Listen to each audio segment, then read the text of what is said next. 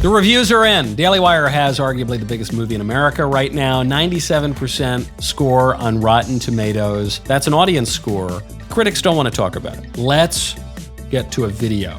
Take it away. It is funny when you remember that a significant portion of far-right grifters used to be in entertainment, like they wanted to make it in Hollywood or comedy. Crowder, Ben Shapiro, like a lot of them, Michael Knowles, like theater kids, Okay, excuse me, put a pause there. Listen, it's true. I was the lead in all the plays. I was class president, buddies with the hockey team. I did some other stuff. You do all these different things, but you do one play, you're a theater kid. I'm not gonna stop that way. All right, go on, Mr. Vaush? Producers? Is that who this is? Vaush. Okay, keep going. So, a while back, the Daily Wire committed a very large amount of money to the project of producing anti-woke media to be a parallel Hollywood.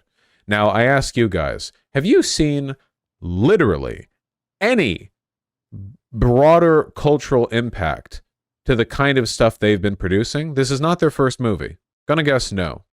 The reason for that, of course, is because conservatives, fascists in particular, just aren't that good at making art. Okay, put a pause here. First of all, our early movies did pretty well, but this is actually the first Daily Wire movie that we made with an in-house script, in-house talent, in-house everything. And we made it in like 6 months. So it is different than the other movies. Keep going. They're not interested in making art. They're attempting to make political propaganda, but they're not cueing the artists in on that. You can make artful propaganda, but it's hard and they're not here for it. That's why they aren't working in Hollywood, the place they would have rather been than where they are now. So the cultural impact here, fairly minimal, I feel, besides this being funny. And I do find it funny. Hey, there you go. That's pretty funny. Okay, not bad. It actually was relatively flattering. A lot of them say, these guys, they got into politics because they flunked out of Hollywood or something, which is true. A lot of us did work in Hollywood to some degree. Though in my case, as an adult, I worked professionally in politics before I worked ever in any movies or anything like that. So, it's kind of a return. I think he seemed to sort of like the movie, didn't he? Like, he obviously had to criticize it all the time, but he said it was kind of funny. Not bad. Let me say this, okay? If this wasn't a Daily Wire movie, this is actually good material to make a movie about. It's like a up version of like White Chicks or something, right? Like, there is material here that could actually be like a good movie if it just wasn't if it wasn't the Daily Wire, because it's gonna be cringe. But excuse me. Oh, Mr. Mooten, how did he get this movie? Wait, what? Is that why he's been taking so many streaming breaks? Are these seats open? Never mind. The Daily Wire has a good ass business plan. They do all their so well. They're pretty good. I don't mind that at all. I haven't heard much of a review here from any of these people, other than, I hate the Daily Wire. Daily Wire, they're super cringe. I hate them. They're really bad. But none of them seem to be really engaging with the movie itself. In as much as they do, they say, that's actually that's a pretty funny premise. That's pretty good material. Not bad. I've got a holiday gift idea that is sure to make you the hero of the season. We all know that Christmas time can be a little hectic, the shopping, the cooking, the never-ending list of things to do. But fear not, this gift is not just thoughtful, it's downright transformative. It is the gift of Genucel skincare. From now until Christmas, Genucel's most popular package has a special discount for our listeners, Genucel.com/KnowlesYT, letter Y, letter T. Treat yourself and your loved ones to the absolute best skincare in the world. Those troubling forehead wrinkles, fine lines, skin redness, and yes, even a sagging jawline will disappear right before your eyes with Genucel's most popular collection. Genucel promises immediate effects. You'll see results in less than 12 hours, guaranteed or your money back. Genucel made Christmas come early this year. They sent down a ton of products for everyone at our office. Everyone is raving about them, and everyone's way hotter now. I really love Genucel. A Coptic Christian from Egypt founded it, came over here for the American dream. Their products are absolutely top-notch.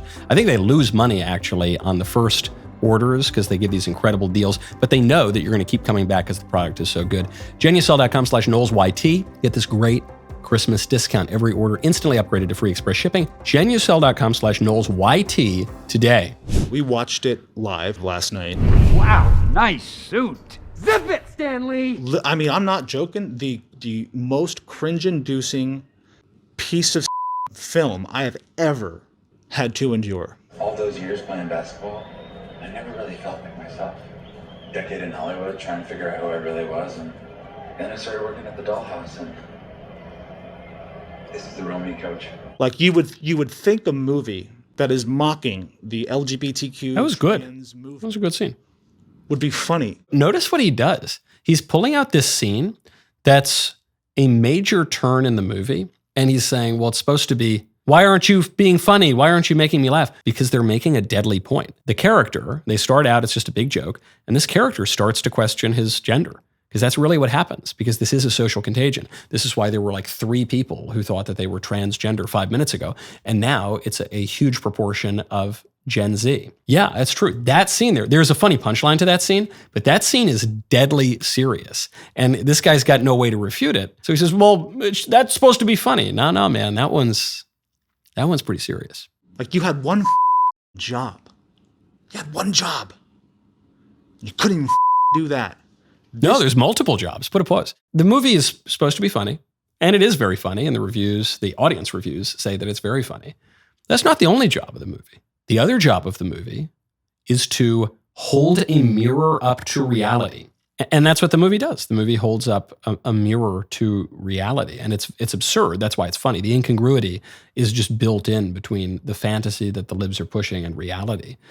But there's something really dark about that absurdity, and people get hurt as a result of it. That's another big job for the movie. This movie gave me brain rot. It was an SNL skit without the skit, without the punchline.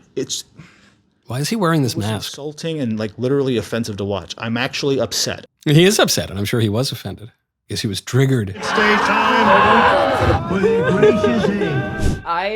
have some unfortunate news. I am not a lady baller. I had my lady balls removed, and I don't know where they went. But if you want to help me find them, you type !charity and donate to the link, and I will. Your support will help me with the search and rescue mission. Hold on, can we put a pause right there? Does that comment me? I can't tell if that's just because this is kind of a liminal case, and I don't want to insult an actual woman by suggesting she's really a man.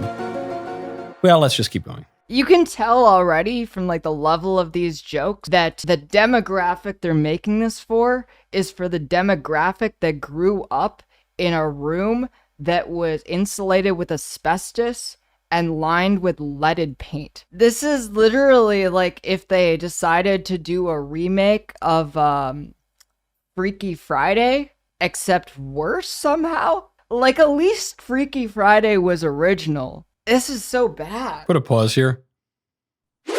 Is this person lecturing us on comedy?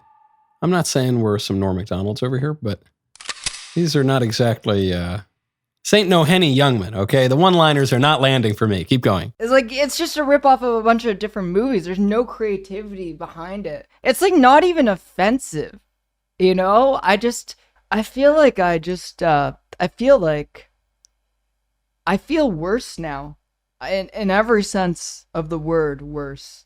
I am cringing on a physical, on a mental, on a spiritual. Put a pause there. This person is not cringing on a physical level. I know that because I'm watching him. I'm going to go with him. If I'm being rude to a woman who, is just unfortunate, then I'm sorry.